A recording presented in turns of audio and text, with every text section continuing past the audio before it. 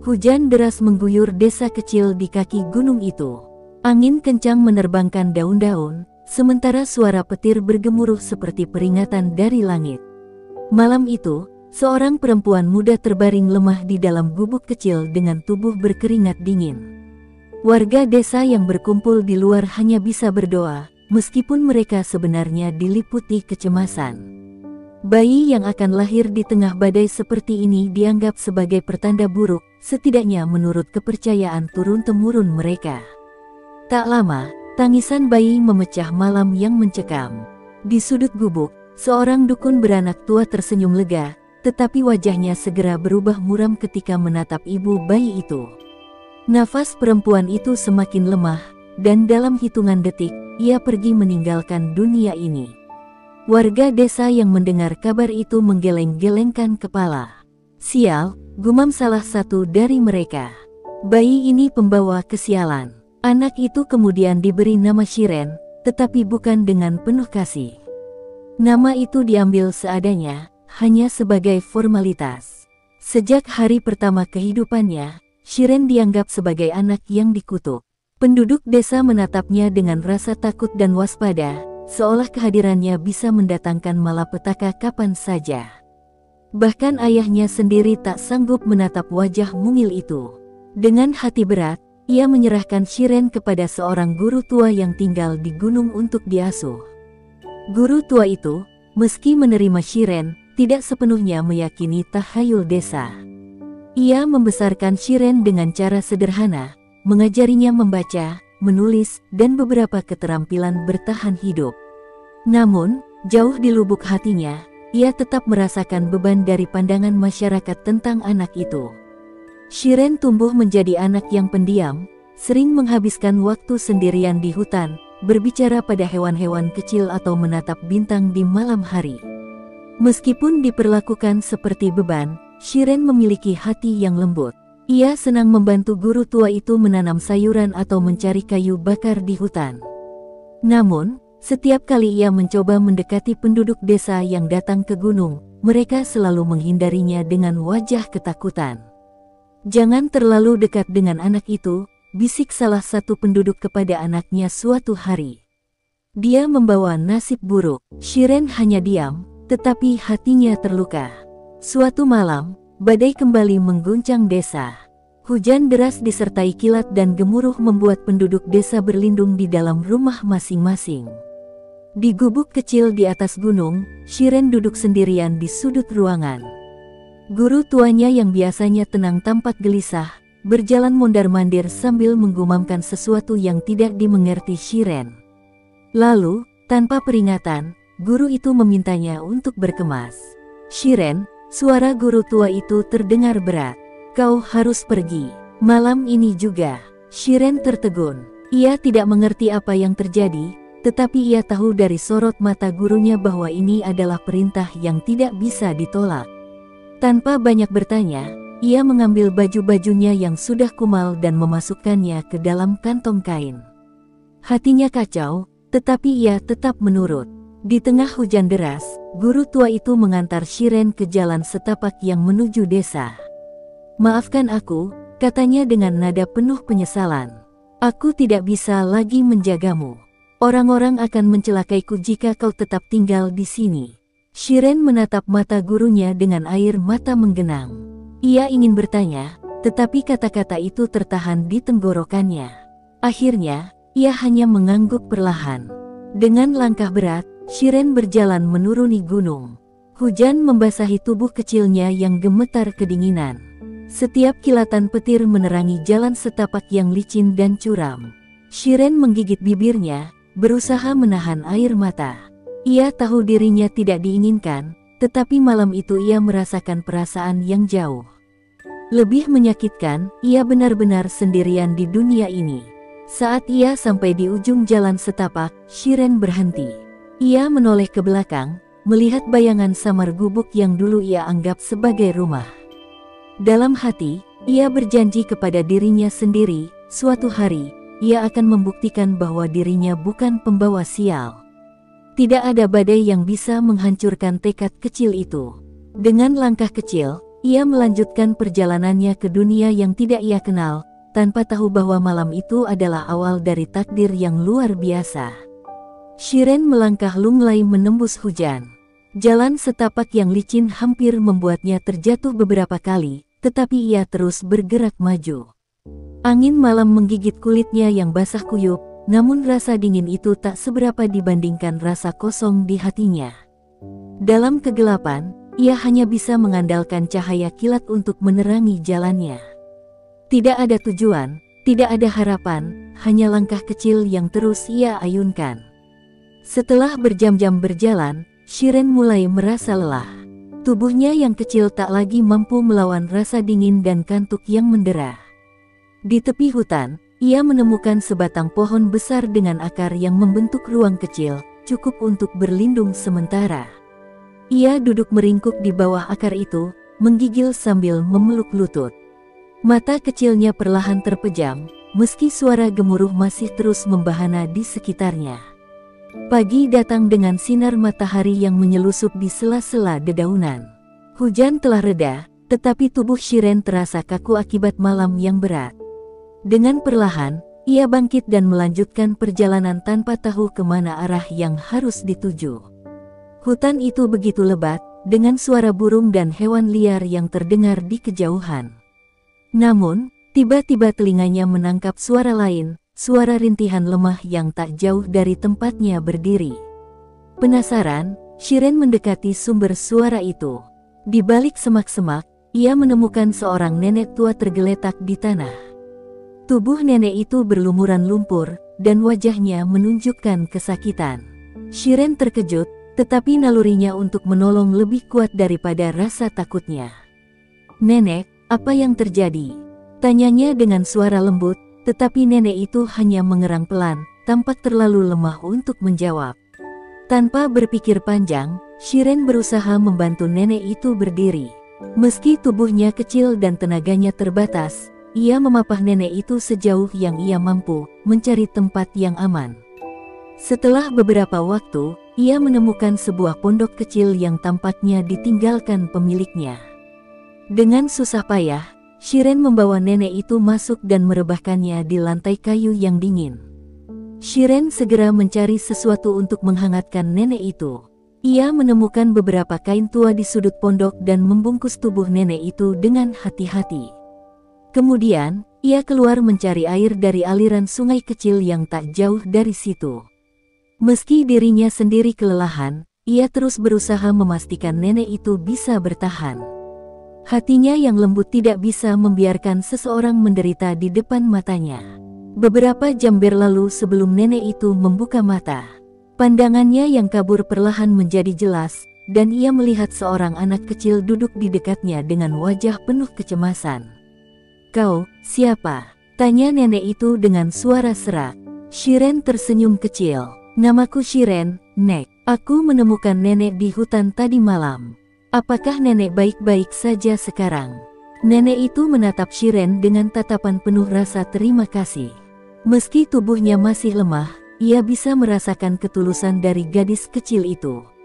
"Terima kasih, anakku," gumamnya pelan. "Kalau bukan karena kau, mungkin aku sudah..." Suaranya terhenti oleh rasa haru. Ia memegang tangan kecil Shiren dengan lemah, tetapi ada kehangatan dalam genggamannya. Hari itu, Shiren merawat nenek itu dengan penuh perhatian. Ia memungut buah-buahan liar untuk dimakan dan memastikan nenek itu mendapatkan cukup air. Meski dirinya sendiri tidak tahu apa yang harus ia lakukan selanjutnya, Shiren merasa bahwa membantu nenek itu adalah langkah pertama menuju sesuatu yang lebih besar. Ketika sore tiba, nenek itu mulai bercerita. Ia memperkenalkan dirinya sebagai Maya, seorang perempuan tua yang tersesat di hutan setelah mengalami kecelakaan kereta kuda saat hendak kembali ke rumahnya. Maya menceritakan bahwa ia berasal dari keluarga terpandang di kota, tetapi hidupnya berubah menjadi kacau setelah kecelakaan tersebut. Mendengar cerita itu, Shiren hanya diam, tetapi hatinya mulai dipenuhi harapan kecil. Tanpa Shiren duga, Maya kemudian berkata, "Anakku, maukah kau ikut bersamaku? Aku tidak punya siapa-siapa lagi di dunia ini. Aku ingin membawamu ke rumahku, membalas kebaikanmu, dan merawatmu seperti cucuku sendiri. Mata Shiren membelalak. Ia tidak percaya bahwa setelah malam yang penuh penderitaan, ada seseorang yang ingin memberinya keluarga. Dengan air mata yang mengalir, ia mengangguk perlahan. Malam itu, Shiren merasa untuk pertama kalinya ia tidak lagi sendirian. Namun, perjalanan ini baru saja dimulai.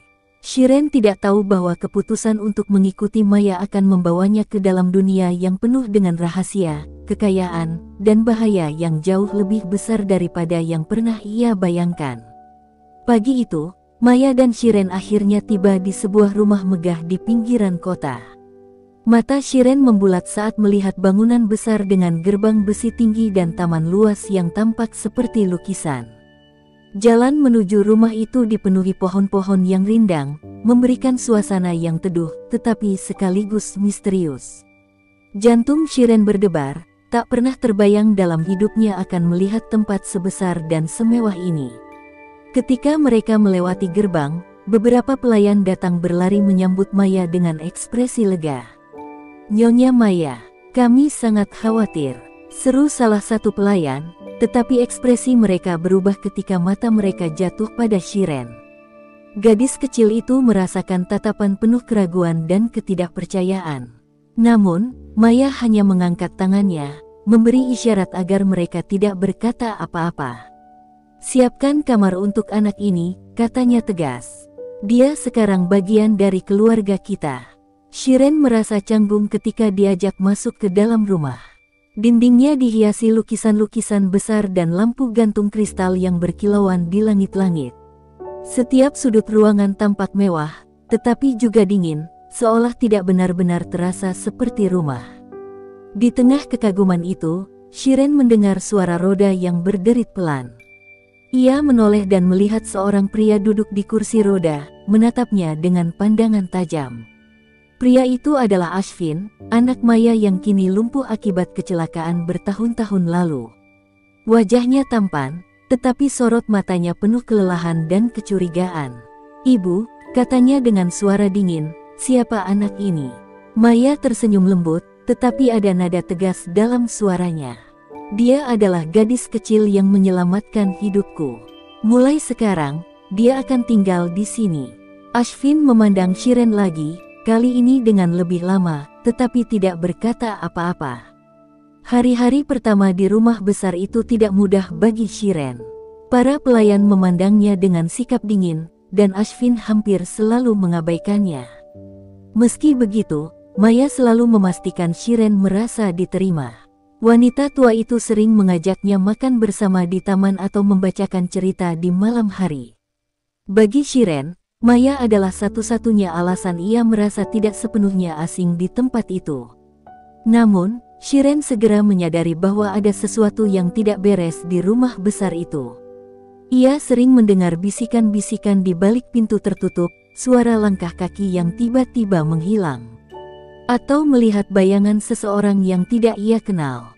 Suatu malam, ia terbangun oleh suara pintu yang berderit.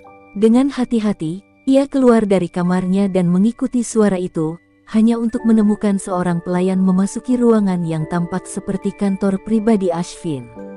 Rasa penasaran membuat Shiren mengintip dari balik celah pintu.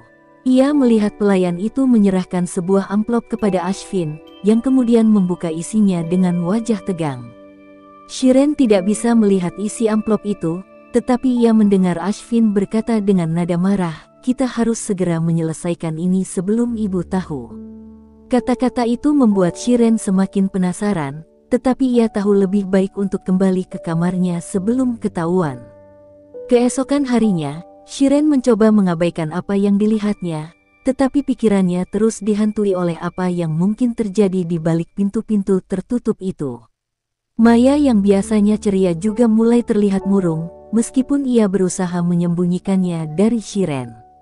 Di sisi lain, Ashvin mulai menunjukkan sikap yang berbeda. Meski masih tampak dingin, ia beberapa kali terlihat memperhatikan Shiren dengan pandangan yang sulit diartikan.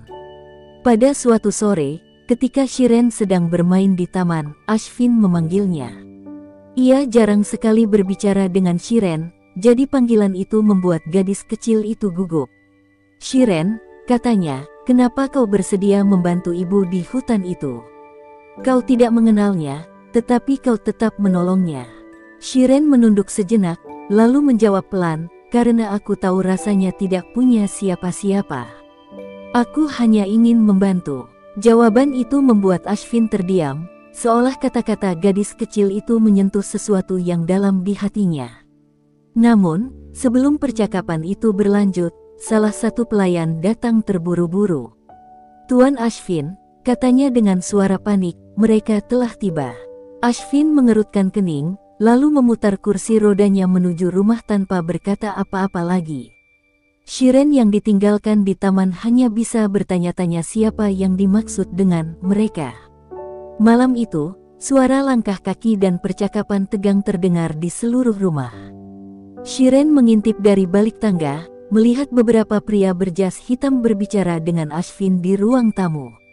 Wajah Ashvin tampak gelap, dan Maya berdiri di sampingnya dengan ekspresi khawatir. Meski tidak bisa mendengar apa yang dibicarakan, Shiren merasakan sesuatu yang besar sedang terjadi. Ketika malam semakin larut, Shiren kembali ke kamarnya dengan pikiran penuh tanda tanya. Ia merasa bahwa ada rahasia besar yang tersembunyi di rumah ini, sesuatu yang melibatkan Maya, Ashvin, dan mungkin bahkan dirinya sendiri. Dalam hati, ia bertekad untuk mencari tahu apa yang sebenarnya terjadi, meskipun ia tahu bahwa jawabannya mungkin akan mengubah segalanya. Hari-hari berlalu dengan suasana rumah yang semakin tegang. Shiren merasakan ada sesuatu yang dipendam oleh semua orang di rumah itu, terutama Ashvin. Pria itu semakin sering menghilang ke ruang kerjanya, terkadang ditemani oleh pria-pria berjas hitam yang terlihat mencurigakan. Namun, Maya tetap memperlakukan Shiren dengan penuh kasih sayang, meskipun raut wajahnya tidak lagi seceria dulu. Suatu hari, Shiren menemukan dirinya di perpustakaan besar rumah itu, tempat yang jarang dikunjungi oleh siapapun. Ia senang berada di sana, dikelilingi buku-buku tua yang tampak penuh rahasia. Saat ia menelusuri rak-rak, pandangannya tertumbuk pada sebuah kotak kecil di atas meja kayu tua. Kotak itu terbuat dari kayu hitam yang diukir dengan motif rumit, dan rasa penasaran membuatnya membuka tutupnya. Di dalam kotak itu, terbaring sebuah kalung giok berwarna hijau tua yang tampak bersinar samar di bawah cahaya lampu. Shiren terpaku, merasa ada sesuatu yang familiar dari benda itu. Ia mengangkat kalung itu dengan hati-hati, memperhatikan ukiran di permukaannya. Namun, sebelum ia sempat memeriksa lebih jauh, suara langkah kaki membuatnya tersentak. Ashvin berdiri di pintu perpustakaan dengan tatapan dingin yang membuat Shiren merasa bersalah. "Apa yang kau lakukan di sini?" tanyanya dengan nada tajam. Shiren segera meletakkan kalung itu kembali ke dalam kotak dan menundukkan kepala. "Maaf, aku hanya ingin melihat-lihat," jawabnya pelan. Tetapi sebelum ia bisa menjelaskan lebih jauh, Ashvin melangkah maju dan mengambil kotak itu, menggenggamnya erat seolah takut kehilangannya. "Jangan pernah menyentuh ini lagi," kata Ashvin dengan nada rendah tetapi penuh peringatan. Shiren mengangguk, tetapi dalam hatinya ia semakin penasaran. Apa yang membuat kalung itu begitu penting? Dan mengapa Ashvin terlihat begitu melindunginya? Malam itu, Shiren tidak bisa tidur. Ia terus memikirkan kalung giok itu, merasa bahwa benda itu bukan sekadar perhiasan biasa. Dalam pikirannya, ia mengingat sesuatu yang pernah diceritakan ibunya dulu, tentang giok yang konon membawa keberuntungan atau bahkan kutukan. Namun, apakah itu hanya kebetulan, ataukah ada kaitannya dengan keluarga Ashvin? Rasa ingin tahu membawa Shiren kembali ke perpustakaan pada malam berikutnya. Dengan hati-hati, ia membuka kembali kotak itu dan memeriksa kalung giok tersebut. Saat ia memegangnya, sesuatu yang aneh terjadi. Ia merasakan kehangatan yang mengalir melalui tangannya, seolah kalung itu memiliki energi yang hidup. Shiren hampir menjatuhkannya karena kaget, tetapi ia mencoba tetap tenang. Tiba-tiba, pintu perpustakaan terbuka lagi. Kali ini, Maya berdiri di sana, tetapi wajahnya tidak menunjukkan kemarahan. Sebaliknya, ia tampak sedih dan lelah. "Shiren," katanya pelan, "kita perlu bicara." Maya mengajak Shiren duduk di salah satu sofa tua di sudut ruangan, dengan kotak kayu itu di antara mereka. "Nenek tahu kau penasaran dengan kalung ini," ujar Maya, suaranya bergetar. "Ada alasan mengapa Ashvin sangat menjaganya." Maya kemudian bercerita bahwa kalung itu adalah warisan keluarga, tetapi lebih dari itu, kalung tersebut memiliki sejarah kelam. Giok itu dahulu dimiliki oleh istri pertama Ashvin, yang meninggal secara misterius dalam sebuah kecelakaan yang sampai sekarang belum terpecahkan. Mendengar cerita itu, Shiren merasa bulu kuduknya meremang. Tetapi Maya melanjutkan, "Namun, ada sesuatu yang lebih besar dari itu, sesuatu yang melibatkan kita semua di rumah ini." Maya menjelaskan bahwa kalung itu dipercaya memiliki hubungan dengan keberuntungan keluarga, tetapi juga membawa kutukan jika jatuh ke tangan yang salah. Shiren tidak tahu harus berkata apa. Semua ini terasa seperti cerita dalam buku, tetapi ia tahu Maya tidak sedang bercanda. Shiren memberanikan diri bertanya, "Apa hubungannya ini dengan Tuan Ashvin?" Maya terdiam sejenak, lalu menghela napas panjang. Ashvin percaya bahwa kutukan kalung ini adalah alasan mengapa ia kehilangan kemampuan berjalan. Dan karena itulah, ia terus mencarinya sejak kecelakaan itu, berharap menemukan cara untuk mematahkan kutukan tersebut. Malam itu, Shiren tidak bisa tidur lagi. Pikirannya dipenuhi oleh cerita Maya dan apa yang sebenarnya terjadi di rumah itu. Dalam hatinya, ia merasa bahwa dirinya telah terlibat dalam sesuatu yang jauh lebih besar dari yang ia bayangkan. Namun, ia juga merasa bahwa ini adalah kesempatan untuk membuktikan dirinya, untuk menunjukkan bahwa ia bisa membantu Ashvin dan keluarga ini. Dengan tekad yang baru, Shiren memutuskan untuk mencari tahu lebih banyak tentang kalung giok itu dan rahasia yang tersembunyi di baliknya. Ia tahu ini tidak akan mudah, tetapi ia percaya bahwa ini adalah takdirnya. Ia tidak menyadari bahwa keputusannya itu akan membawanya ke jalan yang penuh bahaya, tetapi juga penuh harapan. Pagi yang dingin membawa Shiren pada sebuah perasaan aneh. Rumah besar itu kini terasa lebih sunyi dari biasanya, seolah menyembunyikan rahasia yang semakin dalam. Setelah pembicaraan dengan Maya tentang kalung giok, Shiren tidak bisa berhenti memikirkan apa yang sebenarnya terjadi dalam keluarga Ashvin. Semakin ia mencari jawaban, semakin banyak pertanyaan yang muncul. Hari itu, Ashvin memanggil Shiren ke ruang kerjanya. Gadis kecil itu melangkah dengan hati-hati, tidak tahu apa yang akan terjadi. Ashvin duduk di kursi rodanya dengan wajah serius, kalung giok yang ia temukan di perpustakaan tergantung di tangannya. "Shiren," kata Ashvin, suaranya rendah tetapi penuh tekanan, "kau telah melihat sesuatu yang tidak seharusnya kau tahu." Shiren menelan ludah, tetapi ia tidak ingin menunjukkan rasa takutnya. "Aku hanya ingin tahu apa yang terjadi, Tuan," katanya pelan. Ashvin memandangnya lama sebelum akhirnya menghela napas panjang. "Baiklah," ujarnya, "kau berhak tahu sebagian dari kebenarannya." Ashvin kemudian menceritakan bahwa kalung itu bukan sekadar warisan keluarga, tetapi juga simbol kekuatan yang telah melindungi keluarganya selama beberapa generasi. Namun, ketika kecelakaan yang melumpuhkannya terjadi, kalung itu hilang, dan sejak saat itu, segalanya berubah. Bisnis keluarganya mengalami kemunduran, hubungan antar anggota keluarga menjadi tegang, dan dirinya sendiri kehilangan harapan. "Tetapi," lanjut Ashvin, "aku yakin ada yang mencuri kalung ini dengan tujuan menghancurkan keluargaku. Dan ketika kau menemukannya, aku tahu seseorang di rumah ini mungkin sedang mempermainkanku." Shiren terkejut mendengar tuduhan itu, tetapi ia tahu Ashvin tidak berbicara sembarangan. Malam itu, Shiren memutuskan untuk menyelidiki lebih jauh. Dengan hati-hati, ia mengintai pelayan-pelayan yang selama ini terlihat mencurigakan.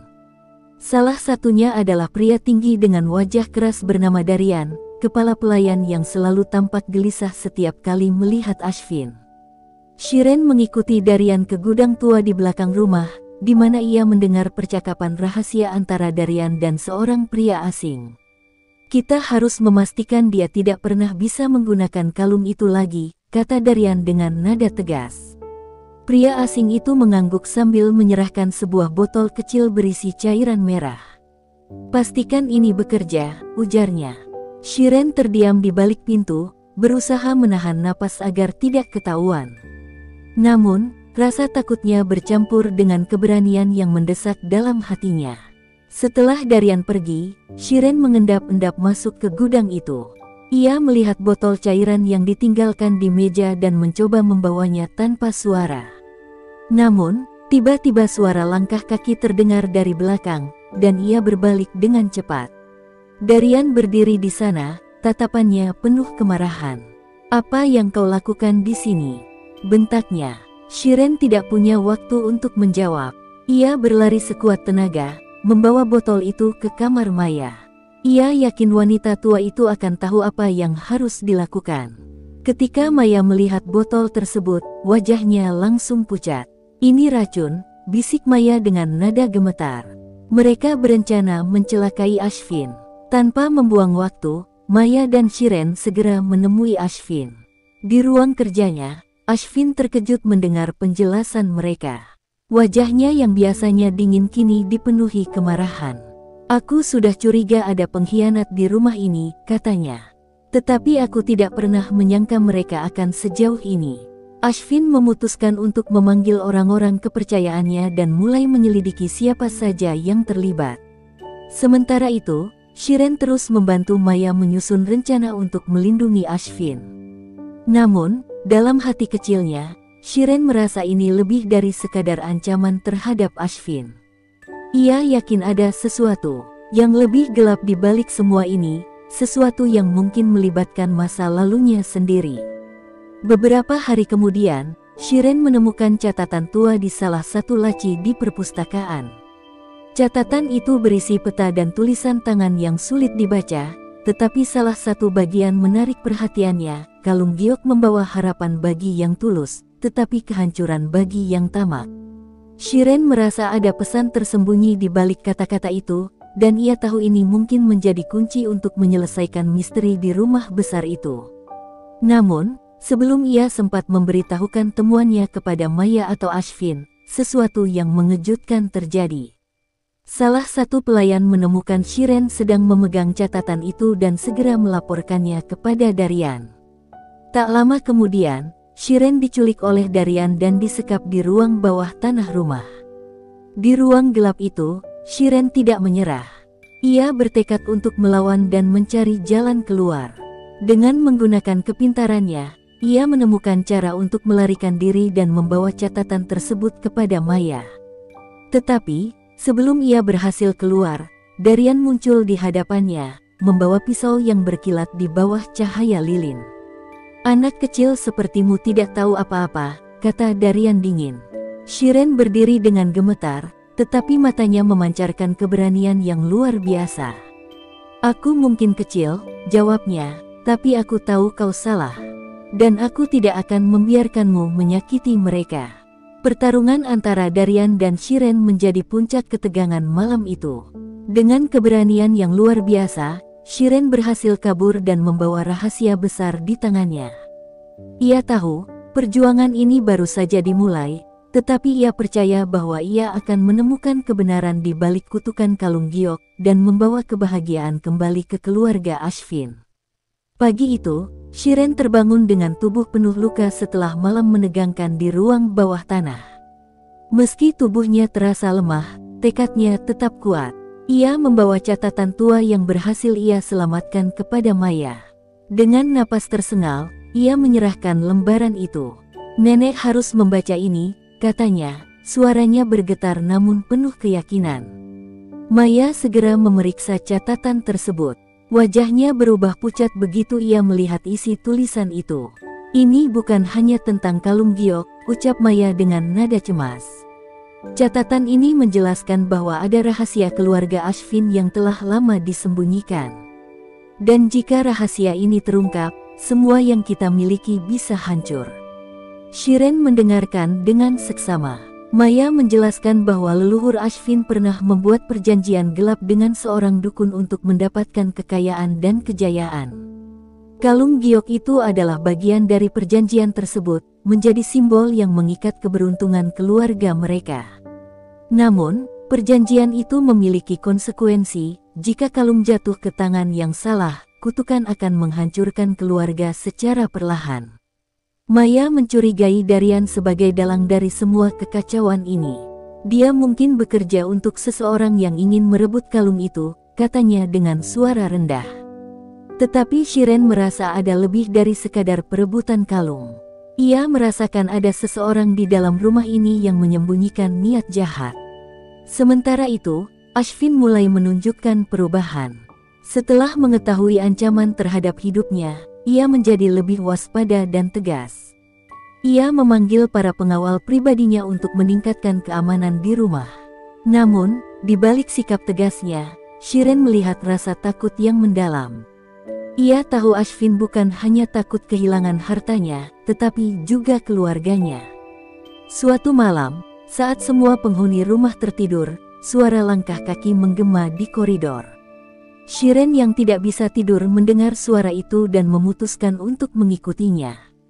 Ia melihat seorang wanita yang mengenakan mantel hitam berjalan menuju ruang kerja Ashvin. Dengan hati-hati, Shiren mengikuti wanita itu dan mengintip dari celah pintu. Wanita itu ternyata adalah Maya. Shiren terkejut melihat nenek yang selalu ia percayai kini berdiri di depan meja kerja Ashvin, memegang kalung giok dengan tangan gemetar. "Aku tidak punya pilihan," bisik Maya kepada dirinya sendiri. "Jika aku tidak menyerahkannya, mereka akan membunuhku." Shiren merasa darahnya membeku. Maya, satu-satunya orang yang selalu mendukungnya, ternyata menyembunyikan sesuatu. Tanpa berpikir panjang, Shiren masuk ke ruangan itu dan berteriak, "Nenek, apa yang sedang kau lakukan?" Maya terkejut melihat Shiren. Wajahnya dipenuhi rasa bersalah, tetapi ia tetap mencoba menjelaskan. "Shiren, kau tidak mengerti. Mereka mengancamku. Jika aku tidak memberikan kalung ini, mereka akan membunuh kita semua." "Tapi ini milik Tuan Ashvin," balas Shiren dengan air mata mengalir. "Bagaimana bisa nenek mengkhianati keluarga ini setelah semua yang mereka lakukan untuk kita?" Sebelum Maya bisa menjawab, suara pintu terbuka dengan keras. Ashvin muncul bersama beberapa pengawalnya. Wajahnya penuh kemarahan dan rasa kecewa. "Maya," ucapnya dengan nada dingin, "aku tidak pernah menyangka kau akan menusukku dari belakang." Maya jatuh berlutut di lantai, memohon ampun kepada Ashvin. "Aku tidak punya pilihan," katanya sambil menangis. "Aku hanya ingin melindungi kita semua." Tetapi Ashvin tidak memberi kesempatan. "Bawa dia pergi," perintahnya kepada para pengawal. Shiren mencoba menghentikan mereka. "Tuan Ashvin, tunggu." Nenek melakukannya karena terpaksa. Namun, Ashvin tidak bergeming. Ia memandang Shiren dengan tatapan dingin, seolah rasa percaya yang ia miliki pada gadis kecil itu juga telah hilang. Malam itu, Shiren merasa hatinya hancur. Maya, satu-satunya orang yang selalu ia andalkan, kini dianggap pengkhianat. Di sisi lain, ia tidak bisa menyalahkan Ashvin sepenuhnya. Ia tahu keluarga ini telah melewati banyak penderitaan, dan rasa percaya sulit untuk dipulihkan. Namun, Shiren tidak menyerah. Ia yakin ada cara untuk membuktikan bahwa Maya tidak sepenuhnya bersalah. Ia memutuskan untuk menyelidiki lebih jauh tentang siapa yang mengancam Maya. Dalam hatinya, ia berjanji akan membawa kebenaran ke permukaan, meskipun itu berarti mempertaruhkan nyawanya. Di balik semua itu, Darian diam-diam tersenyum puas. Ia berhasil membuat Maya terlihat seperti pengkhianat, sementara rencananya yang sebenarnya terus berjalan. Namun, ia tidak menyadari bahwa Shiren adalah ancaman terbesar yang tidak pernah ia perhitungkan. Di tengah kegelapan malam, Shiren berdiri di depan jendela kamar, menatap bulan yang redup. "Aku tidak akan menyerah," bisiknya pada dirinya sendiri. "Aku akan menyelamatkan keluarga ini, apapun yang terjadi." Kejadian malam itu meninggalkan luka dalam bagi Shiren. Setelah Maya dibawa pergi, rumah besar itu semakin dipenuhi ketegangan. Ashvin semakin tertutup, mengurung diri di ruang kerjanya. Sementara itu, Shiren merasa kehilangan sosok yang selama ini menjadi pelindungnya. Namun, ia tidak memiliki waktu untuk larut dalam kesedihan. Sesuatu di dalam dirinya terus mendesak untuk menemukan kebenaran di balik semua ini. Hari-hari berlalu, dan Shiren mulai memperhatikan hal-hal kecil yang sebelumnya ia abaikan. Salah satunya adalah Darian. Kepala pelayan itu tampak lebih percaya diri sejak Maya dituduh sebagai pengkhianat. Gerak-geriknya semakin mencurigakan, terutama ketika ia sering terlihat memasuki ruangan yang biasanya tertutup rapat. Suatu malam, Shiren memutuskan untuk mengikutinya. Dengan langkah hati-hati, ia menyelinap di koridor gelap, memastikan dirinya tidak terlihat. Darian memasuki ruangan bawah tanah yang jarang digunakan. Shiren menahan napas, menunggu saat yang tepat untuk mengintip. Saat Darian membuka pintu, cahaya remang-remang lilin menyinari ruangan tersebut, memperlihatkan sesuatu yang membuat darah Shiren berdesir. Di dalam ruangan itu terdapat meja besar dengan peta keluarga Ashvin yang terhampar di atasnya. Di sekelilingnya terdapat beberapa simbol aneh yang menyerupai lambang-lambang ritual kuno.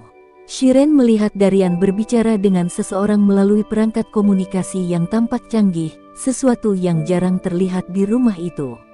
"Aku sudah menyingkirkan Maya," kata Darian, suaranya rendah tetapi tegas. "Kini waktunya kita bergerak ke tahap berikutnya.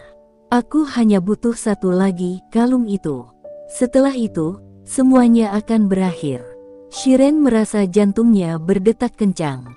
Ia ingin segera lari dan memberitahukan ini kepada Ashvin, tetapi langkah kakinya tak sengaja menyentuh vas bunga di dekatnya. Vas itu jatuh dan pecah, menciptakan suara yang menggema di ruangan bawah tanah. Darian berbalik, matanya menyipit mencari sumber suara. "Siapa di sana?" serunya. Shiren menahan napas, tubuhnya membeku di balik pintu. Namun, ia tahu ia harus bertindak cepat. Tanpa berpikir panjang, ia berlari sekuat tenaga keluar dari ruangan itu. Darian mengejarnya, tetapi Shiren lebih gesit, meskipun tubuh kecilnya terasa lelah. Setelah berhasil kembali ke kamar, Shiren mengunci pintu dan berusaha mengatur napas. Ia tahu Darian pasti akan mencari cara untuk menutupi jejaknya. Dengan tangan gemetar, ia menulis semua yang ia lihat di sebuah buku kecil yang selalu ia bawa. Ia tidak tahu apakah ia akan punya kesempatan untuk menceritakan ini kepada Ashvin, tetapi ia tidak ingin informasi ini hilang begitu saja. Keesokan paginya, Shiren mencoba mendekati Ashvin. Ia mengetuk pintu ruang kerja dengan hati-hati. "Tuan Ashvin, aku harus berbicara denganmu," katanya pelan. Namun, suara dari dalam ruangan itu tidak seperti yang ia harapkan.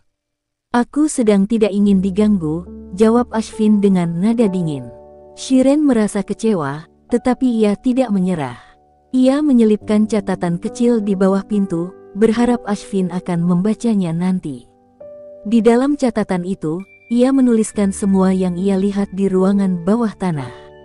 Ia juga memperingatkan Ashvin bahwa Darian mungkin memiliki rencana jahat yang lebih besar.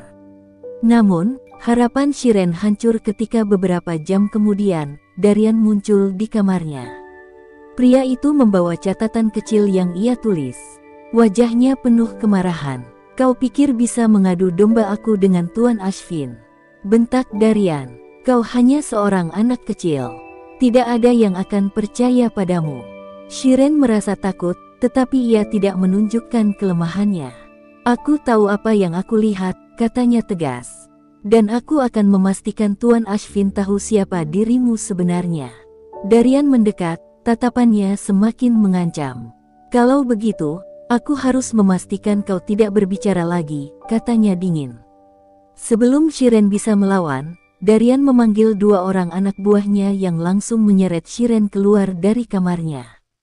Shiren dibawa ke sebuah gudang tua di luar rumah. Di sana, ia diikat dan ditinggalkan sendirian. Namun, meski dalam keadaan terdesak, pikirannya tetap bekerja. Ia melihat sekeliling, mencari cara untuk melarikan diri. Di sudut gudang, ia menemukan pecahan kaca yang bisa ia gunakan untuk memotong tali. Dengan perjuangan keras, Shiren berhasil melepaskan diri. Ia tahu ia tidak bisa kembali ke rumah sebelum memiliki bukti kuat untuk melawan Darian. Maka, ia memutuskan untuk pergi ke desa terdekat, tempat ia berharap bisa menemukan orang-orang yang mengetahui rahasia tentang kalung giok dan keluarga Ashvin. Perjalanan itu penuh dengan bahaya, tetapi Shiren tidak menyerah. Ia yakin bahwa kebenaran ada di luar sana, menunggunya untuk mengungkapkan semuanya.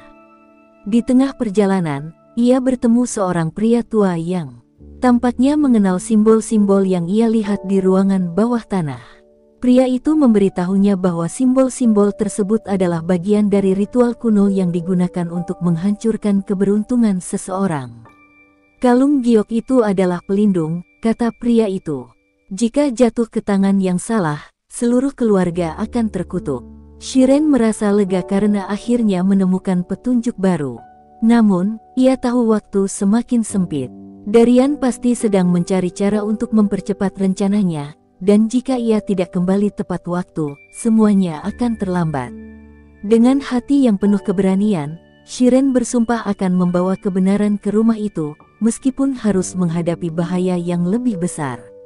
Dalam kegelapan malam, Shiren kembali ke rumah besar itu dengan hati penuh keberanian. Petunjuk dari pria tua yang ditemuinya di desa memberikan harapan baru, tetapi ia tahu Darian tidak akan tinggal diam. Ia menyelinap masuk melalui pintu belakang, memanfaatkan pengetahuannya tentang seluk-beluk rumah itu untuk menghindari pengawal. Sementara itu, Darian semakin mencengkeram kendali di rumah tersebut. Setelah memastikan Maya tidak kembali, ia mulai mendekati Ashvin dengan sikap seolah-olah ia adalah orang yang paling bisa dipercaya. Ashvin yang semakin tertekan oleh ancaman terhadap keluarganya tampak mulai mengandalkan Darian. Namun, di balik sikap tenangnya, Darian sedang merancang sesuatu yang lebih besar. Ia telah mempersiapkan ritual untuk mengambil alih seluruh keberuntungan keluarga Ashvin melalui kalung giok itu. Waktunya sudah hampir tiba, gumamnya dalam kesendirian. Shiren yang berhasil kembali ke kamarnya segera mempersiapkan langkah selanjutnya. Ia mengambil buku kecil tempat ia mencatat semua informasi dan simbol yang ia temukan. Dengan tenang, ia menyalakan lilin kecil untuk memeriksa catatan itu sekali lagi. Ia yakin bahwa kunci untuk menghentikan Darian terletak pada memahami ritual yang direncanakan. Namun, tidak lama kemudian, pintu kamarnya terbuka dengan keras. Darian berdiri di sana, matanya penuh kemarahan. "Kau pikir bisa lolos dariku begitu saja?" tanyanya dengan nada mengancam. Ia melangkah masuk, sementara Shiren berusaha menyembunyikan buku kecilnya di balik punggung. "Aku tidak takut padamu, Darian," kata Shiren dengan suara yang bergetar namun tegas. "Aku tahu apa yang kau lakukan, dan aku tidak akan membiarkanmu menghancurkan keluarga ini." Darian tertawa dingin. "Kau hanya seorang anak kecil," ejeknya. "Tidak ada yang akan percaya pada omong kosongmu." Namun, sebelum Darian bisa mendekatinya, Shiren membalikkan badan dan berlari keluar dari kamar. Ia tahu ia tidak bisa melawan Darian secara langsung, tetapi ia harus menemukan cara untuk memberitahu Ashvin. Dalam pelariannya, ia teringat bahwa ada ruang rahasia di perpustakaan yang Ashvin pernah tunjukkan padanya. Ia memutuskan untuk bersembunyi di sana dan menyusun rencananya. Di ruang rahasia itu, Shiren menemukan sejumlah dokumen tua yang berisi sejarah keluarga Ashvin. Ia membaca dengan teliti, dan semakin lama ia menyadari bahwa kalung giok itu tidak hanya menjadi pelindung, tetapi juga mengandung rahasia kekuatan yang bisa memutarbalikkan nasib seseorang. Jika digunakan dengan cara yang salah, kalung itu bisa membawa kehancuran. Shiren tidak hanya menemukan rahasia tentang kalung, tetapi juga dokumen yang menunjukkan bahwa Darian memiliki hubungan dengan keluarga rival Ashvin, yang selama ini ingin menghancurkan mereka. Dengan bukti di tangannya, Shiren merasa memiliki kesempatan untuk membongkar semuanya. Namun, Darian tidak menyerah begitu saja. Ia menyadari bahwa Shiren mungkin bersembunyi di perpustakaan dan memerintahkan anak buahnya untuk mencarinya. Suara langkah kaki yang mendekat membuat Shiren merasa waktu semakin menipis. Ia menyimpan dokumen penting itu di balik bajunya dan mencari jalan keluar melalui pintu rahasia yang terhubung ke taman belakang. Saat berhasil keluar, Shiren berlari menuju ruang kerja Ashvin. Dengan napas terengah-engah, ia memaksa masuk meskipun para pengawal mencoba menghentikannya. "Tuan Ashvin, tolong dengarkan aku," serunya. Ashvin yang terkejut dengan kedatangan Shiren hanya bisa menatapnya dengan kebingungan. "Apa yang kau lakukan di sini, Shiren? Kau seharusnya berada di kamar." "Tuan, aku menemukan sesuatu yang penting," ujar Shiren dengan suara penuh urgensi. Ia mengeluarkan dokumen-dokumen itu dan menunjukkan simbol-simbol yang sama dengan yang ia temukan di ruangan bawah tanah. "Darian bukan sekutu Anda. Dia bekerja untuk keluarga yang ingin menghancurkan Anda." Namun, sebelum Ashvin bisa merespons, Darian tiba-tiba masuk ke dalam ruangan. "Jangan dengarkan anak itu, Tuan," katanya dengan nada meyakinkan. "Dia hanya mencoba membuat kekacauan." Ashvin memandang keduanya dengan tatapan penuh keraguan. "Shiren, apa maksud semua ini?" tanyanya. Dengan suara yang bergetar tetapi penuh keyakinan, Shiren menjelaskan semua yang ia temukan, termasuk percakapan Darian di ruang bawah tanah dan simbol-simbol ritual. "Kalung giok itu adalah kunci, Tuan. Jika dia berhasil menggunakannya, seluruh keberuntungan Anda akan hilang." Darian yang merasa terpojok mulai kehilangan kendali. Ia meraih kalung giok yang tergantung di leher Ashvin dan mencoba melarikan diri. Namun, Shiren dengan keberanian yang luar biasa mengejarnya. Ia tahu bahwa jika kalung itu jatuh ke tangan yang salah, semuanya akan berakhir. Pengejaran itu membawa mereka ke balkon rumah besar itu. Di bawah langit malam yang gelap, Shiren berhasil menjatuhkan Darian dan merebut kembali kalung giok. Namun, Darian yang dipenuhi amarah mencoba menarik Shiren bersamanya ke tepi balkon. Dalam pertarungan yang menegangkan, Shiren hampir kehilangan pegangan, tetapi pada detik terakhir, Ashvin datang untuk menyelamatkannya. Dengan kekuatan terakhirnya, Ashvin menarik Shiren ke tempat aman, sementara Darian tergelincir dan jatuh ke bawah. Suasana sunyi seketika, hanya terdengar suara napas mereka yang terengah-engah. Ashvin memeluk Shiren dengan erat. "Kau menyelamatkan keluargaku," bisiknya dengan suara penuh rasa syukur. Namun, di dalam hati Shiren, ia tahu bahwa ini belum berakhir. Masih ada rahasia yang harus diungkap dan kutukan yang harus dihentikan sepenuhnya. Pagi yang seharusnya membawa kedamaian justru menghadirkan ketegangan baru. Meski Darian telah jatuh dari balkon, Shiren merasa ancaman belum sepenuhnya berlalu. Kalung giok yang kini berada di tangannya terus berdenyut hangat, seolah memiliki kekuatan misterius yang belum sepenuhnya ia pahami. Ashvin, yang akhirnya mulai percaya pada cerita Shiren, memutuskan untuk membaca dokumen-dokumen yang ditemukan gadis kecil itu. Mata pria itu melebar saat ia membaca nama-nama yang tercantum di dalamnya. "Keluarga Vanendra," gumamnya, mengingat sebuah keluarga rival bisnis yang telah lama menghilang dari peredaran. Namun, sebelum mereka bisa memperbincangkan lebih jauh, seorang pelayan tergesa-gesa memasuki ruangan. "Tuan, ada seseorang di gerbang yang ingin bertemu." Dia mengaku memiliki informasi tentang Tuan Darian. Shiren dan Ashvin saling pandang. Meskipun waspada, mereka memutuskan untuk menemui orang tersebut. Di gerbang berdiri seorang wanita tua dengan wajah penuh luka dan pakaian compang camping. Ketika ia melihat Ashvin, air matanya langsung mengalir. "Tuan Ashvin, saya datang untuk memperingatkan Anda," katanya dengan suara gemetar. Wanita itu mengaku sebagai salah satu anggota keluarga Vanendra yang selamat dari tragedi beberapa dekade lalu. Ia menceritakan bagaimana keluarganya dihancurkan secara sistematis oleh pengkhianatan internal, dan Darian adalah salah satu orang yang bertanggung jawab. Namun, Darian juga memiliki rencana balas dendam terhadap Ashvin, karena ia percaya keluarga Ashvin adalah akar dari kehancuran hidupnya. "Dia tidak bekerja sendirian," kata wanita itu sambil menatap Shiren dengan sorot penuh peringatan. "Masih ada pihak-pihak yang mendukungnya, dan mereka tidak akan berhenti sampai keluarga ini hancur. Malamnya, Shiren duduk di kamarnya sambil memegang kalung giok itu. Ia mencoba mengingat semua yang dikatakan wanita tua tadi. Apakah kekuatan kalung ini cukup untuk melindungi keluarga Ashvin, atau justru bisa membahayakan mereka jika digunakan dengan cara yang salah? Namun, tiba-tiba, jendela kamarnya terbuka lebar oleh hembusan angin yang aneh.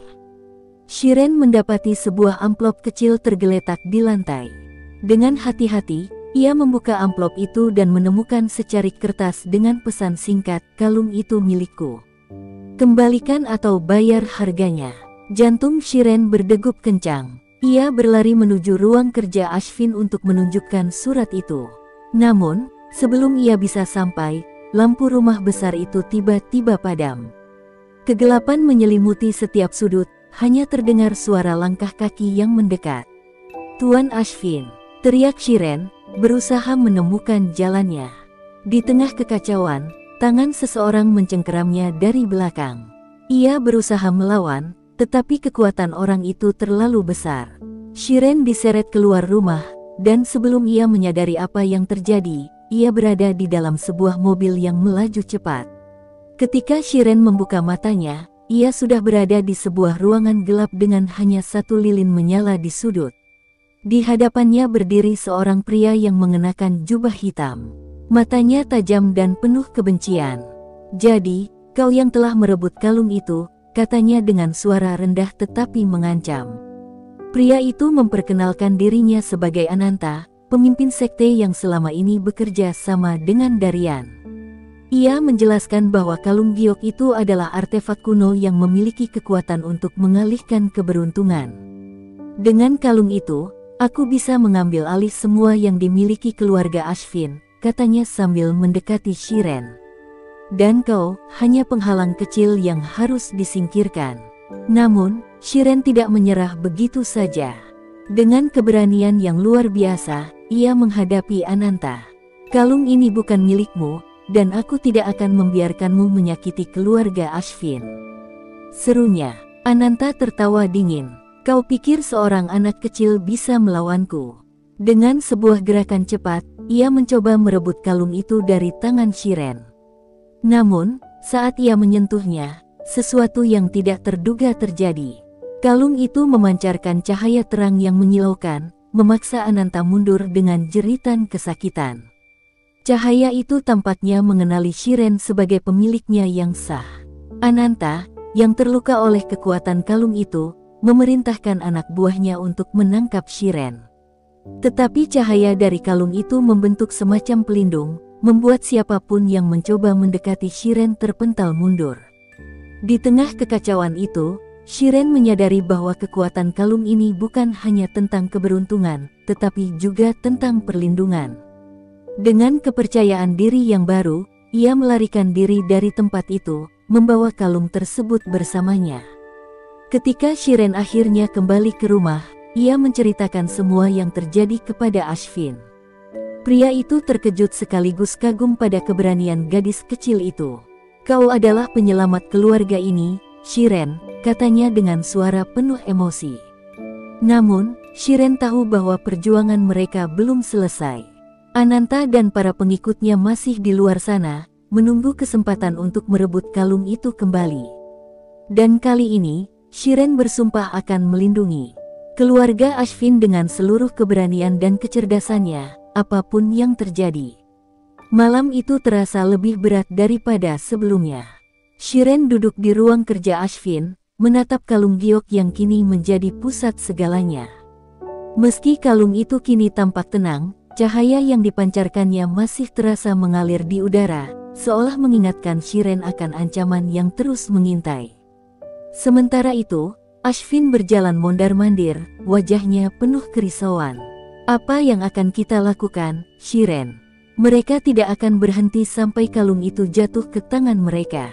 Shiren tahu Ashvin benar. Ananta, yang kini terluka parah akibat kekuatan kalung, pasti tidak akan mundur begitu saja. Untuk pertama kalinya, Shiren merasakan betapa beratnya beban yang ada di pundaknya.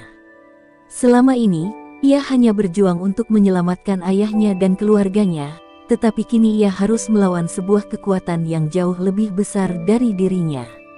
Tuan Ashvin, kata Shiren pelan, memecah keheningan. Ada sesuatu yang belum saya cerna sepenuhnya. Kalung ini bukan hanya soal keberuntungan atau kekuatan. Kalung ini adalah simbol. Sebuah warisan yang telah diwariskan dari generasi ke generasi. Ia bisa mengubah nasib seseorang, tapi hanya jika dimiliki oleh orang yang tepat.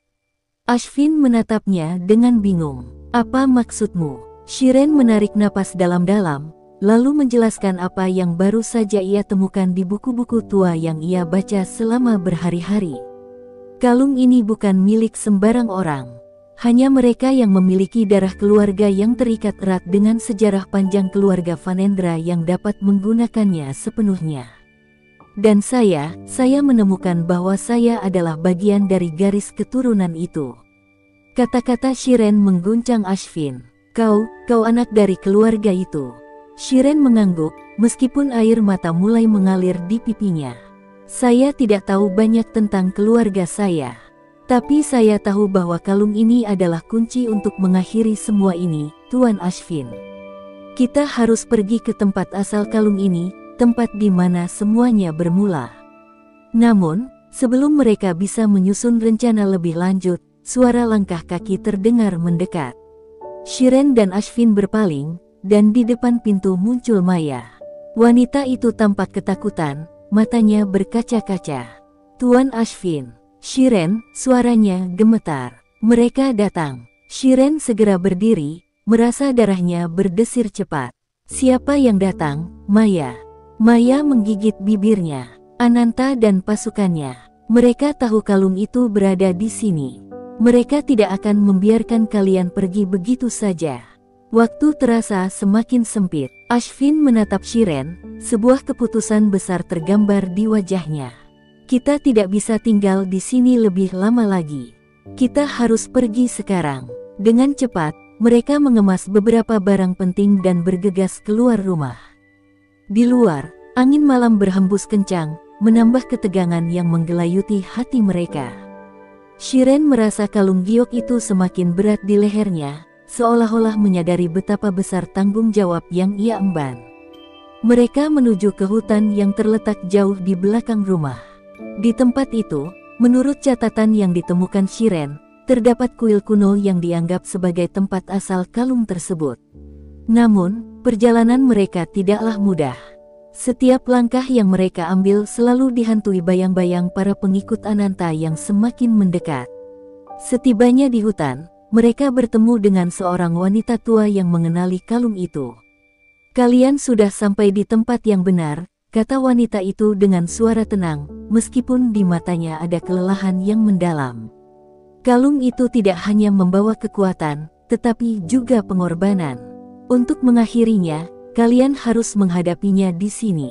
Wanita tua itu menjelaskan bahwa kuil tersebut menyimpan kunci untuk memecahkan kekuatan kalung giok, tetapi hanya jika Shiren siap menghadapinya secara langsung. Kau harus memberi kalung itu pada kekuatan yang lebih besar dari dirimu, Shiren. Jika tidak, kau akan membawa kehancuran bagi semua yang kau cintai. Shiren menggigit bibirnya. Ia tahu bahwa ini adalah saat penentu. Tidak ada lagi jalan mundur. Namun, keberanian yang ia rasakan tidak hanya datang dari dirinya sendiri. Itu datang dari harapan yang ada pada keluarga Ashvin yang telah menerimanya, dari perasaan bahwa jika ia gagal, semuanya akan hilang. Mereka melanjutkan perjalanan melalui hutan gelap, akhirnya tiba di kuil yang telah lama terlupakan. Batu-batu kuno dan ukiran yang hampir terhapus oleh waktu menghiasi dindingnya. Di tengah ruangan, terdapat sebuah altar yang dililit oleh tanaman liar. Shiren maju dengan hati yang berdebar, membawa kalung itu di tangannya. Namun, begitu ia meletakkan kalung itu di altar, cahaya yang terpancar dari kalung giok mulai semakin terang.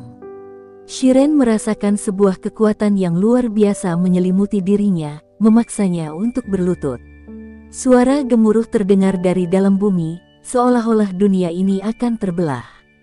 Ashvin dan Maya yang berdiri di belakangnya hanya bisa menatap cemas. Shiren, teriak Ashvin, Tetapi Shiren tidak bisa bergerak. Pada saat itu, bayangan besar muncul di hadapan Shiren, menyerupai sosok yang tidak bisa ia kenali. "Kau telah memilih jalan yang sulit, anakku," suara itu bergema di dalam kuil. "Sekarang, berikan pengorbananmu untuk mengakhiri kutukan ini." Shiren menutup matanya dan merasakan berat kalung itu yang tiba-tiba menghilang. Seiring dengan itu, gemuruh bumi mereda, dan semuanya menjadi hening. Ketika ia membuka matanya, kalung giok itu telah lenyap, dan bayangan yang tadi menghilang, meninggalkan sebuah rasa damai yang belum pernah ia rasakan sebelumnya. Akhirnya, Shiren berhasil menghentikan kekuatan yang telah mengancam keluarga Ashvin selama bertahun-tahun. Namun, ia tahu bahwa keberanian yang ia tunjukkan bukan hanya untuk melindungi mereka, tetapi juga untuk menemukan dirinya sendiri dalam proses itu. Kuil itu, yang dulunya penuh dengan kegelapan dan ketegangan, kini terasa lebih tenang. Shiren berdiri dengan gemetar, tetapi hatinya penuh dengan rasa lega yang sulit dijelaskan. Kalung giok yang selama ini menjadi beban dan kunci untuk segala kekuatan itu kini menghilang, membawa serta semua ancaman yang mengintai keluarga Ashvin. Namun, meskipun rasa damai itu menyelimuti tubuhnya, sesuatu yang lebih besar masih menggantung di udara. Ashvin mendekat dengan langkah hati-hati, wajahnya penuh rasa khawatir dan terkejut. "Shiren, apa yang telah terjadi? Apa yang telah kau lakukan?" Shiren memandang ke arah altar yang kosong, tempat kalung giok itu tadi terletak. Suasana di sekitarnya terasa berbeda, seolah waktu berhenti sejenak, memberi mereka ruang untuk merenung. Saya telah mengakhirinya, Tuan Ashvin." Kalung itu tidak hanya membawa kekuatan, tapi juga kutukan yang harus dilepaskan, jawabnya dengan suara pelan, seolah memastikan bahwa semua yang terjadi bukanlah mimpi. Namun, meskipun ia berkata demikian, rasa takut tetap membayangi dirinya. Kalung itu hilang, tetapi bayangan yang muncul di hadapannya, sosok yang mengingatkan Shiren pada sesuatu yang lebih gelap, masih terbayang jelas dalam ingatannya. Apakah ini benar-benar akhir dari semua ancaman itu? Ataukah ada kekuatan yang lebih besar yang menunggu untuk bangkit? Maya yang sejak tadi diam di belakang mereka, akhirnya maju dengan cemas. "Shiren, bagaimana dengan Darian? Apa yang akan terjadi padanya?" Shiren terdiam sejenak, matanya menatap kosong ke arah altar. "Darian," gumamnya. Ia ingat betul bagaimana pria itu mencoba memanfaatkan kalung giok untuk balas dendam, berusaha memusnahkan segala yang ada di hadapannya demi kekuasaan. Namun, setelah apa yang terjadi di kuil ini, Shiren tahu bahwa Darian tidak bisa lagi berbuat banyak. Kalung itu, yang merupakan kunci utama dari rencananya, kini tak lagi berdaya. Mereka kembali menuju rumah besar dengan langkah perlahan, masing-masing tenggelam dalam pikiran mereka sendiri. Meskipun kekuatan gelap telah menghilang, rasa cemas masih menghinggapi mereka. Apakah semua yang mereka lakukan akan membawa perubahan yang mereka harapkan? Setibanya di rumah, Shiren terkejut melihat banyak orang yang menunggu di depan pintu. Mereka adalah para pekerja yang telah lama bersama Ashvin. Wajah mereka tampak gelisah, seolah mereka telah mengetahui sesuatu yang buruk. Ketika melihat Ashvin datang, mereka langsung berlarian mendekat. "Tuan Ashvin, ada kabar buruk," kata salah satu dari mereka dengan suara gemetar. "Darian, dia apa?" Ashvin bertanya tegas, meskipun rasa khawatir jelas terlihat di matanya. "Darian terjatuh dari gedung. Kami tidak tahu apa yang terjadi, tapi kami mendengar dia." Pekerja itu tampak kesulitan untuk melanjutkan. "Dia meninggal," lanjut pekerja lain dengan ragu. Shiren merasa dadanya sesak mendengar kabar itu. Dalam hatinya, ia merasakan campuran perasaan, sedih, lega, namun juga kosong. Darian, yang selama ini menjadi ancaman terbesar bagi keluarga Ashvin, kini tak ada lagi. Tetapi apakah itu benar-benar akhir dari semua masalah mereka? Atau justru awal dari sesuatu yang lebih besar? Ashvin menatap Shiren dengan mata yang penuh dengan perasaan yang sulit diungkapkan. "Shiren, kau telah menyelamatkan kami semua. Tanpamu, kami mungkin akan jatuh ke dalam kehancuran yang lebih dalam. Shiren hanya bisa mengangguk pelan.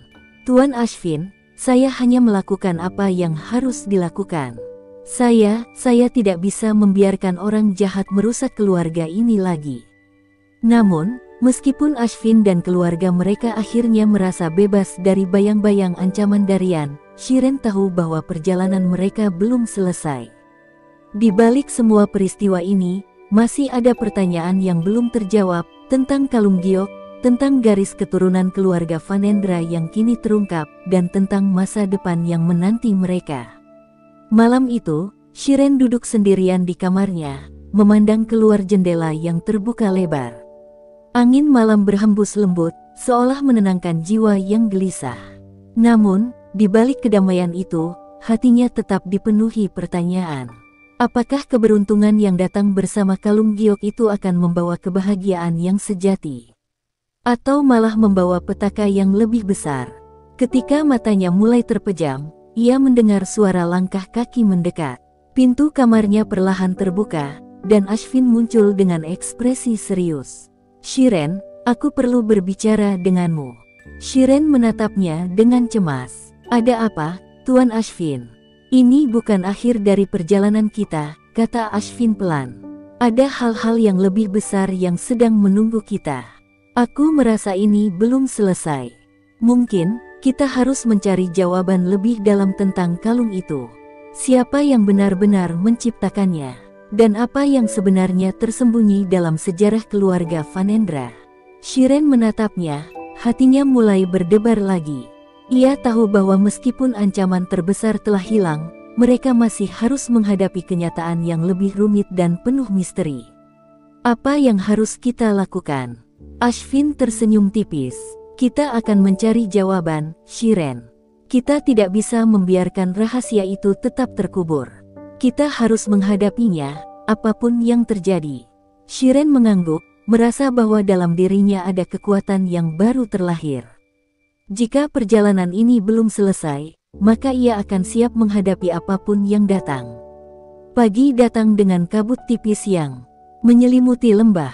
Udara pagi terasa segar, namun di dalam hati Shiren, ada kegelisahan yang semakin menguat. Apa yang dikatakan Ashvin semalam terus terngiang di telinganya, tentang masa depan yang masih penuh tanda tanya. Sejak kalung itu hilang, seolah-olah kedamaian semu yang mereka rasakan hanya sebuah ilusi.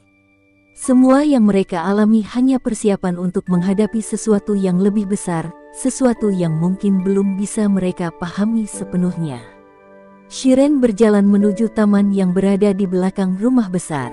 Di sana, angin pagi menyapu rambutnya, membawa serta bau tanah basah dan bunga yang baru mekar. Namun, keindahan yang ada tidak mampu menenangkan pikiran yang kacau. Kalung Giok telah menghilang, tapi banyak hal yang masih belum terungkap. Apakah kekuatan yang terkandung di dalamnya benar-benar telah hilang? Atau apakah ada sesuatu yang lebih besar yang sedang mengintai? Ashvin datang menyusulnya, berjalan dengan langkah tegap. Ia membawa sesuatu yang tampak seperti sebuah gulungan kertas tua, sudah hampir usang. Shiren, suara Ashvin memecah keheningan, ini adalah catatan yang aku temukan di perpustakaan keluarga. Sepertinya ini bisa menjawab banyak pertanyaanmu. Shiren menatap gulungan kertas itu dengan rasa penasaran. Ia mengambilnya dengan hati-hati, membuka lembar demi lembar. Tulisannya menggunakan bahasa yang sudah sangat kuno, namun ia bisa mengerti sebagian darinya. Apa yang ia baca membuat darahnya berdesir. Kalung Giok yang selama ini mereka cari bukan hanya milik keluarga Vanendra, tetapi memiliki kaitan erat dengan sejarah yang jauh lebih tua dan lebih gelap.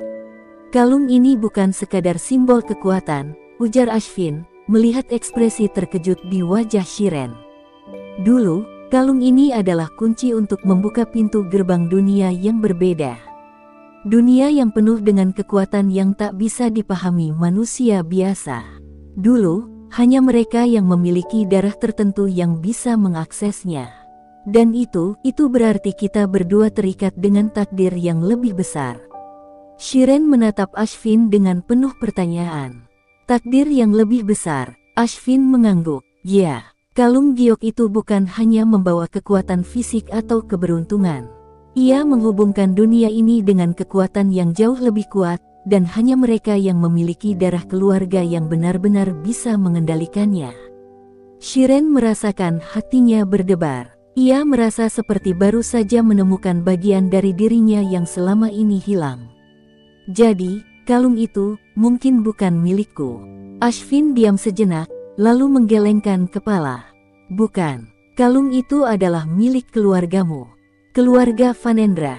Dan itu menghubungkan kita dengan sesuatu yang lebih dalam. Sesuatu yang kita belum sepenuhnya mengerti. Shiren merasa dunia seakan berputar di sekitarnya. Semua yang ia tahu tentang dirinya, tentang keluarganya, bahkan tentang kalung itu, seakan terbalik. Ia tidak hanya bertarung untuk ayahnya, tetapi untuk warisan yang jauh lebih besar daripada yang pernah ia bayangkan. Namun, sebelum mereka bisa melanjutkan percakapan, suara langkah kaki terdengar semakin mendekat. Maya muncul, wajahnya cemas. Tuan Ashvin, Shiren, ada yang datang. Sepertinya, mereka datang untuk mencari kalian.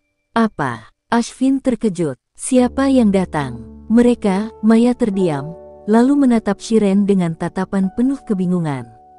Mereka mengatakan mereka dari keluarga Vanendra. Mereka tahu tentang kalung itu. Mereka ingin bertemu dengan Shiren.